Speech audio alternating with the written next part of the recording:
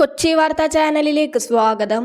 ലോക്സഭാ തിരഞ്ഞെടുപ്പ് കഴിഞ്ഞതോടെ ഇനി കേരളത്തിൽ ഉപതിരഞ്ഞെടുപ്പിന്റെ തിരക്കാണ്.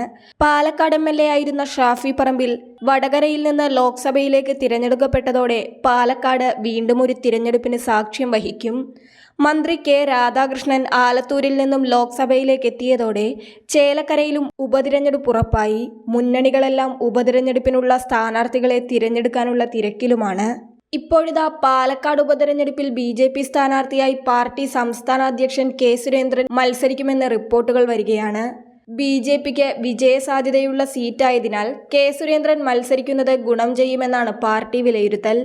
ഉപതെരഞ്ഞെടുപ്പിൽ മത്സരിച്ച് ജയിക്കുകയാണെങ്കിൽ സുരേന്ദ്രനെ സംസ്ഥാന അധ്യക്ഷ സ്ഥാനത്ത് നിന്ന് മാറ്റാനും പദ്ധതിയുണ്ട്.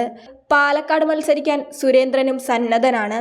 2021 നിയമസഭാ തിരഞ്ഞെടുപ്പിൽ 3859 വോട്ടുകളുടെ ഭൂരിപക്ഷത്തിലാണ് UDF സ്ഥാനാർത്ഥി ഷാഫി പറമ്പിൽ പാലക്കാട് ജയിച്ചത്. ഷാഫി ലോക്സഭയിലേക്ക് തിരഞ്ഞെടുക്കപ്പെട്ട സാഹചര്യത്തിലാണ് പാലക്കാട് ഉപതിരഞ്ഞെടുപ്പ് നടക്കാൻ പോകുന്നത്. BJP സ്ഥാനാർത്ഥി E ശ്രീധരനാണ് കഴിഞ്ഞ നിയമസഭാ തിരഞ്ഞെടുപ്പിൽ പാലക്കാട് 2ാം സ്ഥാനത്തെത്തിയത്. ഇത്തവണ ഉപതിരഞ്ഞെടുപ്പിൽ പാലക്കാട് പിടിക്കാമെന്ന പ്രതീക്ഷ BJPക്കുണ്ട്. M സ്വരാജിനെ സ്ഥാനാർത്ഥിയാക്കാനാണ് LDF ക്യാമ്പ് ആലോചിക്കുന്നത്.